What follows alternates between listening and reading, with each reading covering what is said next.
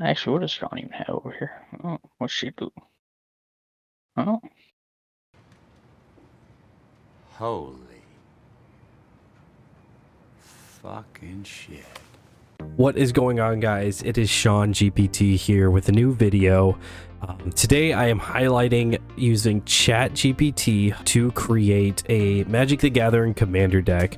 I got this idea after watching the new South Park episode where Stan and everyone else in South Park were using ChatGPT in order to write text, papers, you know, everything you would as a kid. And after thinking about how much that would have helped me as a child, I feel like I really just wanted to try it as an adult and do something that I like. So I'm not really looking for a job. I don't really have any papers to write. So I thought the next best thing is to try to create a really greasy commander deck. So without further ado, here it is. All right, so I started recording this video and then I ran into a bunch of issues. So here first, you can see where I just pretty much didn't specify anything. It was $1,000 Magic the Gathering power level 7 commander deck. And this is what I got back. So I got Gavi Nest Warden, which if you don't know, this is kind of an odd card. I don't know a lot of people that run Gavi to begin with, but the only reason that I know what this commander does is because my girlfriend and I were in Chicago and I got this token at a local game store there. And it is a dinosaur cat token. It's really strange, but the only reason I wanted it was because look how cute that thing is. That is adorable. I had to have it. 25 cents. Probably too much still. But anyways, that is going to be like the basis of this deck. If you see here, ton of lands, very little creatures.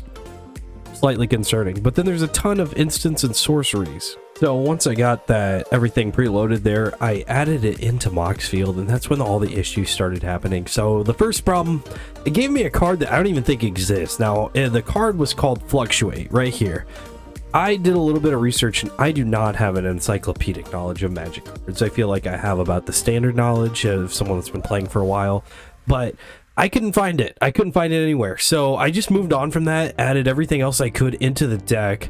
And I've never seen this before, probably because I've never tried to add anything weird into a Moxfield deck, but there are these little marks that say like you can't do this, and obviously it's because of mana color. Now Gavi Nest Warden, 2 colorless, a blue, a red, and a white.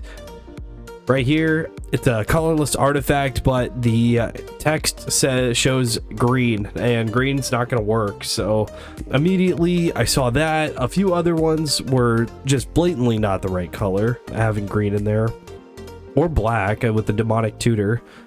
So I went through here and I even found that there was another card that was lightning, and I have no idea why this was just added into the deck. I don't know if it meant to be like a lightning bolt, but either way, I didn't really want to go through and just make all these changes to it. So what I'm going to do is go right back into ChatGPT, be a little more specific, and see what it gives me this time.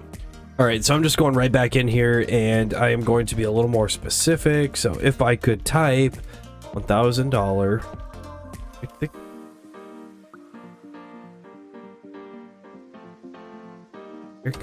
commander power 7 or 8, or excuse me, 7 or 8. Okay, Urza deck, very nice. I run an Urza deck right now, so that'll be good. A little light on the creatures for what I would run with Urza. I'm usually a little more aggressive, but that could work out pretty good. A lot of artifacts, few enchantments. Let's see how many instants and sorceries we get. Okay, so not a ton, but... And this is where everything started to go very wrong. Well, this isn't quite going to plan, so I've heard the issues I've ran into so far. I'm still running into issues every time I try to make a deck here. It seems to just keep making different decks that aren't compatible with each other. I understand that ChatGPT is AI. It's pulling data from different places. It's not really smart enough yet to differentiate color, mana color, things of that nature. So especially when it gets into more technical things like keyword text. So the other issue though is that it just keeps generating not enough cards. So it is not giving me 100 cards to work with. It's giving me anywhere from about 72 to 78 cards. Even counting the ones that aren't going to work in the deck, I haven't seen any more than 80. So that's a problem right now. What I ended up doing was I went in there, I did it one more time, and this time it generated a mono blue Psi Master Thopterus deck, which is pretty cool. This isn't the strongest commander by any means. It is just a rare card. As you see, it's worth about $1, but that's still something we can build off of to work with. The main ability, whenever you cast an artifact spell, create a 1/1 colorless Thopter artifact creature token with flying. For 1 colorless and 1 blue mana, you can sacrifice 2 artifacts and draw a card. So I tried to work with this as best as I could. I had to add my own cards. I added 22 different ones. Nothing really strong here, but the main ones that it did generate for me is we still got the Mana Crypt, Mana Vault. Both of those I did not have to add myself. That's what was generated, and that is where a lot of the money is going in this deck. I added a Blightsteel Colossus, the Megatron one, because I think it looks sick. That's a really good artifact card, and it's gone down significantly in value from about $80 down to $30. So that's really encouraging. You can put that in a lot of different decks. I know I added Urza, Lord High Artificer. Now this is the good Urza one. All of them are really good. This is not the Esper one. This is just the mono blue, obviously. Just looking through here, Cyclonic Rift was another one that it added in there. That is a great card. Possibly a win condition in any deck that you run with something that you can swing with for lethal damage, obviously, because that's just another way of preventing any kind of blocking. Looking through here, another strong one is Mycosynth Lattice. Now that's going to be a centerpiece of most artifact decks, especially just because you can spend mana for any color, and that really speeds things up when you're running stuff like Mana Crypt, Mana Vault. I know there's some other ones in here as well. That being said, I'm trying to look through any other ones. Ancient Tomb, that's a really strong one. Painland, and that's really about it. So now you're going to see me actually playing with this deck. I loaded this into Tabletop Simulator, which if you haven't looked into, it's about 20 bucks on Steam as the time of making this video. And there's mods where you can make it into a Magic the Gathering, but I don't really have $1,000 that is super expendable where I'm just going to put it into Magic to honestly test. And I'll be honest, like, this deck isn't that good. So as you'll see, I really wasn't going to invest that, but you'll see how it plays. We had some good moments, a lot of bad moments. All right, so we got the deck loaded into Tabletop Simulator after I added that Rhystic Study, and I am here with the pod. So first I'll introduce Mercury. Mercury, what kind of deck are you running? Twin Caster, Creature Token, Duplication. You know, a power level on that? Oh, probably fucking high. Like, $800 deck, so 8 minimum. Yeah, for sure. And then there's Jacob. Jacob, what kind of deck are you running? Mono Redburn, maybe. Mono Redburn. We're fucked. Is it the Red Dominance deck? Yup. Oh Christ! I regret selling you that card already. And Brody, what are you running? Blue Black Mill. Blue Black Mill. All right, this will be interesting. This will be not what I would normally run a mono blue artifacts deck against. So, without further ado, let's get it started here. Launch the cannon. All right. I don't love the lands I have, but down to start this.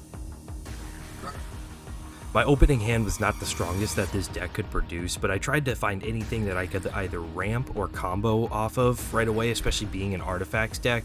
I really didn't find any mana ramp, which was frustrating, but I was also just looking for cards that I could combo into or something that would immediately benefit me in this game. It was really slow. I think that this was kind of an overestimate of being a power 7 or 8, but I don't believe that ChatGPT can really differentiate that. It got to the point where this was one of the biggest highlights of this first game. I'm gonna put that land in, and I'm going to tap 2. I'm gonna pay 2 life so it doesn't come to tap. How did you draw hello there? No. How to draw what? Hello? No, I need 3 more. Oh, there's a marker top left but on like the one more overlay. mana, Okay. and I can There's do like 10. something. Tell me. Oh, well, you see. And then I'm No, gonna I pay. can do that already. And then I'm gonna pay 4 to get my commander. Wait, no, he costs it. Well, 5. Dang it, I can't do that. And then I gotta draw 2 cards.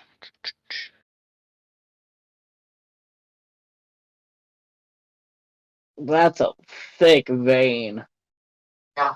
Nice cock. The game ended shortly here after that clip. Jacob ended up winning this game. We really couldn't keep up with the burn damage that he was doing, especially when it was going straight to our faces. This was something that we struggled with in the second game as well. None of our decks were really tailored to stopping that kind of damage, so we just had to take it. In the third game, I ended up winning with this deck, and I hit somewhat of a combo on here. Definitely was not expected, but it worked out for the best. Actually, what does Sean even have over here? Oh, what's she do? Oh, Holy fucking shit. You don't need to know.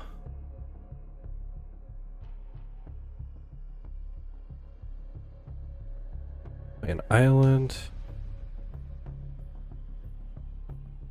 I will tap that. I will sacrifice a Thopter and tap Master Transmuter for Megatron. Then I will tap... Oh, fuck. Oh.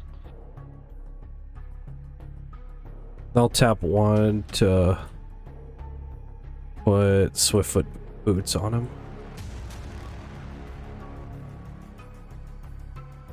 Huh, interesting. Is that one of the Wait, ones that's got the back? how'd you get up 12? What's that? Oh, Master Transmuter. Wait. How's that let you play it for cheaper? Tap, it's mana ability. Tap 1, return an artifact you control to your owner's hand. You may put an artifact card from your hand onto the battlefield. Yeah. Oh! Yeah. Yeah, it's... Gotcha. Sorry, I was like a commander. That's my bad. No, it's all good. And then I tap 3 more for Foundry Inspector, so I get that I get Thopters from that. And then...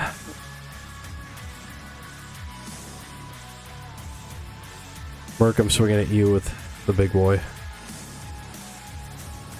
It did take a couple more turns, but we just started swinging with Blightsteel Colossus. No one could block it, and eventually we killed everyone on the table with that infect damage mixed with trample.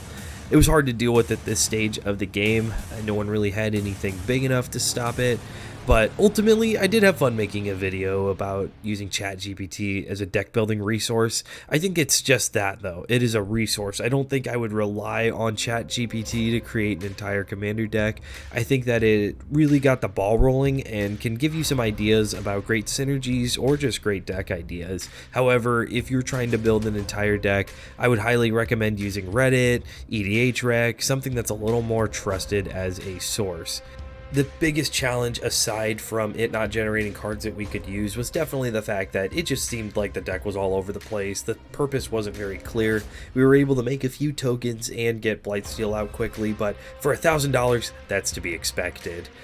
I want you guys to go into ChatGPT and leave a comment down below. I want you to copy and paste the deck that it generates for you, and I want you to leave your thoughts on that.